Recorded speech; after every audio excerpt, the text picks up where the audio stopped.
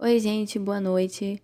Mais uma noite para a gente analisar questões, analisar como alguns vestibulares, como o Enem, quer do aluno concentração, quer foco, quer um aluno que saiba abrir cada gavetinha do HD quando necessário, um aluno que saiba interpretar e que saiba entregar para essa prova lá no gabarito aquilo que é verdadeiro, aquilo que ele quer que você responda, sem cair em pegadinhas, um aluno que se atente às datas, que se atente aos termos e que, enfim, saiba lidar com o tempo em cada questão. Nós estamos aí cada vez mais nos aproximando do século XXI. Hoje é que nós vamos focar um pouco mais, né? Vocês perceberam que a gente vai focar um pouco mais na economia, que é uma peça fundamental para a gente entender o pensamento de cada época. E a gente, como eu falei, está chegando no século XXI, então cada vez mais a gente vai ouvir termos, a gente vai falar de acontecimentos que são pertinentes a nós, que nós presenciamos, que nós ouvimos mais. Por isso que tem, né, o nome de atualidades. Um dia vai ser história, mas hoje a gente chama de atualidades. E por isso que é tão importante também a gente estar atento a tudo aquilo que está acontecendo à nossa volta. Sem mais delongas, a primeira questão, ela vem com um textozinho e vem falando, né, se tomarmos como referência a história econômica mundial, veremos que o fenômeno da globalização é recente, não ultrapassando 5 séculos de existência. Fazendo aqui uma pausa na leitura do enunciado da questão, o renomadíssimo, reconhecido no mundo inteiro, geógrafo Milton Santos, que é baiano, ele tem um livro onde ele discute sobre a globalização. O livro se chama Por uma Outra Globalização, onde ele vem falando sobre os diversos tipos de globalização, e ele é foi um cara muito estudado, uma grande referência para o Brasil, para a Bahia, no que se diz de geografia e ciências humanas em geral. E em certo determinado ponto do livro ele afirma, né, ele fala que a globalização nada mais é do que o estágio mais avançado do capitalismo. Então a gente entende aí que ao falar da globalização, ele está falando da história econômica mundial, ele está falando que esse transporte, né, de informações quase que automático, que acontece lá, como aconteceu agora, né, há pouco tempo atrás em Beirute, pouquíssimo tempo, na mesma hora a gente já estava aqui com os vídeos, vendo, né, todas as informações. Então, ele vem, continuando aqui agora, dizendo que essa globalização, né, esse tipo de capitalismo tem sua origem com a expansão marítima, amadurece com a Revolução Industrial, políticas imperialistas e colonialistas e se consolida com a globalização neoliberal, né, que aí a gente ainda tem aí essa nova fase do liberalismo. E ele vem e afirma: as políticas imperialistas e colonialistas do século XIX provocaram desdobramentos nas sociedades mundiais, a exemplo do processo civilizatório imposto às sociedades africanas, que evoluíram do estágio de barbárie para o estágio de civilização, sob a influência da cultura branca, ocidental, hebraica, cristã. Que lindo, não é? Então, marcar essa questão, marcar essa alternativa, é você afirmar que o processo civilizatório, que como a própria alternativa vem dizendo, foi imposto, foi algo bom, foi algo benéfico para as sociedades africanas. E a gente sabe que foi justamente isso que desestabilizou e bagunçou todo aquele continente, né? Uma grande maioria. Então, claro que não. A da universalização dos princípios da Declaração dos Direitos do Homem e do Cidadão de 1789, ao garantir a aplicação dos princípios básicos da Revolução Francesa nas áreas coloniais. Não, claro que não, nas áreas coloniais. Esqueça. Nas áreas coloniais, a escravidão foi mantida, nas áreas coloniais, esses direitos não foram estendidos até essas áreas. Na própria França mesmo, né, onde deveria agora se ter essa igualdade dos homens perante a lei, a gente não teve essa quebra do sistema, a gente não teve essa quebra.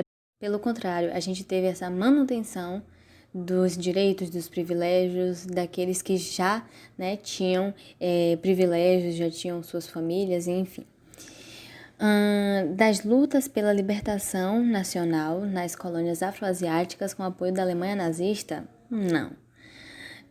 da política de isolamento dos Estados Unidos, que se isentou da disputa por mercado e da conquista por áreas de dominação, voltando-se para o seu desenvolvimento interno após a Guerra de Secessão. Não, a Guerra de Secessão foi justamente um grande marco na história da América do Norte como um todo, mas hoje, quando a gente pega quem é o grande nome da América do Norte, os Estados Unidos, que depois dessa Guerra de Secessão, que foi justamente essa organização interna, esse desenvolvimento interno, depois disso, foi só sucesso para os Estados Unidos, querendo expandir, querendo ter áreas de controle, áreas de influência, tanto no sentido de dominação mesmo, né, imperialista, tanto no sentido de se ter influência, como é ele aqui hoje, um grande influenciador de toda a América.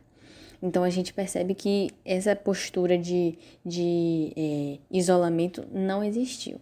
E, finalmente, a terceira, da insatisfação da Alemanha com a partilha da África, tensionando as relações internacionais e contribuindo para o crescimento da corrida armamentista, que contribuíram para a eclosão da Primeira Grande Guerra Mundial. É isso. A Alemanha que estava correndo atrás do tempo perdido e que vai meter a cara mesmo, de maneira grosseira, querendo agora também estar participando desse todo esse sistema imperialista, mesmo chegando atrasado.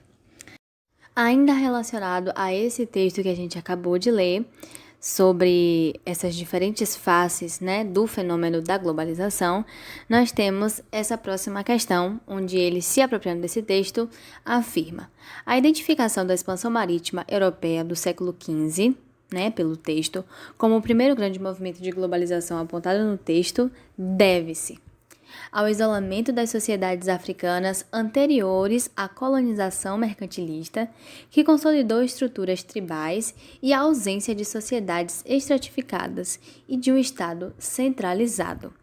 Ao ler essa alternativa se você marcar, você está aqui confirmando que até antes dessa colonização, todo aquele continente era um emaranhado de pessoas selvagens, sem nenhum tipo de organização, sem nenhum tipo de traço de sociedade, de estruturação mesmo, de um Estado. Estado é tudo aquilo que possui uma organização, que possui grupos com diferentes funções que fazem com que essa comunidade funcione.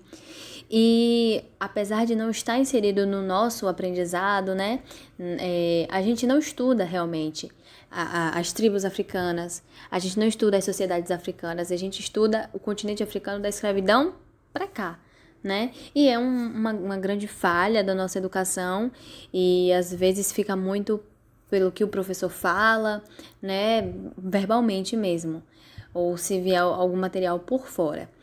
O que é importante a gente ter em mente, assim, de lei, é não descartar que antes da chegada dos colonizadores europeus, existia sim uma organização social, existia sim uma estrutura tribal, existia sim sociedades estratificadas, sim um Estado. De que modo? Aí é que a gente agora tem que se aprofundar, mas a gente não pode apenas pensar que antes dessa chegada nada existia e o branco foi a salvação, tá certo? 2. A inexistência de trocas comerciais e econômicas entre os povos pré-colombianos, contribuindo para a formação de sociedades igualitárias entre povos incas, maias e astecas. A gente sabe, povos pré-colombianos, pré-cabralinos, né, os ameríndios, quando citar esses termos, a gente sabe que estão falando dos povos que antes aqui habitavam, antes dessa chegada dos europeus aqui na América do Sul. Então, incas, maias e astecas. E aí ela vem falando sobre a formação que, né, foi fundamental, contribuindo para a formação de sociedades igualitárias. O que são sociedades igualitárias? Aquela onde tudo é para todos, e é algo bem utópico. Mas aí a gente volta aqui para o enunciado, e o enunciado quer que você foque exatamente na expansão marítima europeia do século XV. E essa questão aqui dos ameríndios é anterior a isso, é anterior a essa chegada. Me entendem? Então, até está correto aqui, mas não casa com o que ele está te pedindo. O texto que vem antes do enunciado está falando de vários séculos diferentes, não é? Mas no enunciado principal ele vem te pedindo, me dá uma informação que esteja correspondente à expansão marítima europeia do século XV. 3. Há um intenso comércio realizado entre a Europa e as Índias através do Mar Mediterrâneo, que se tornou o principal eixo econômico e um espaço de acirrada disputa entre os ibéricos na época das grandes navegações. A gente sabe que existiu realmente de maneira muito forte esse transporte, né, dessas especiarias, né, essa exploração que vem muito dessa questão lá de trás, quando a gente pega o feudalismo, das cruzadas, e isso veio se estendendo até o final do feudalismo, esse início aí de uma nova era para o homem. Mas a gente tem que entender que como o próprio nome vem dizendo, foi uma expansão marítima. Então, aquilo que eles já tinham nas grandes navegações, isso se expandiu ainda mais. Quando os ibéricos bloqueiam essa passagem, e aí agora, por essa questão da cobrança de impostos, e impostos que são pesadíssimos porque o transporte ali é intenso, vamos agora procurar outros caminhos. Fazem o périplo africano e, num belo dia, por um engano, por um acaso, descobrem, entre aspas, a gente. Então a gente percebe que está inserido no mesmo contexto, né, de grandes navegações, mas que a expansão marítima europeia no século XV foi algo muito maior do que esse transporte, enfim, sendo um eixo econômico para essa questão das grandes navegações com a Índia, sabe? Com o Mar Mediterrâneo para a questão de especiarias, por exemplo. As estruturas econômicas estáveis e igualitárias que trouxeram um equilíbrio na balança comercial entre a África, Ásia, América e a Europa, facilitando a consolidação do sistema capitalista. Não, né, gente? A gente sabe que a Europa é que dominava majoritariamente o mundo. Então, em questão de influência, em questão de exploração, de dominação. Isso aqui nem pode passar pela nossa mente. E, finalmente, a alternativa 5, que é a correta, as relações econômicas que se estabeleceram entre a Europa colonialista e a África com o mercado de escravos, a Ásia como fornecedora de especiarias e a América através da exploração do ouro e da prata. Aqui, de maneira bastante sintetizada, a alternativa vem te trazendo o principal objetivo em cada continente explorado dessa expansão marítima. Qual era o objetivo dessa expansão marítima em cada um desses continentes? Então, por isso, essa alternativa se torna a mais correta.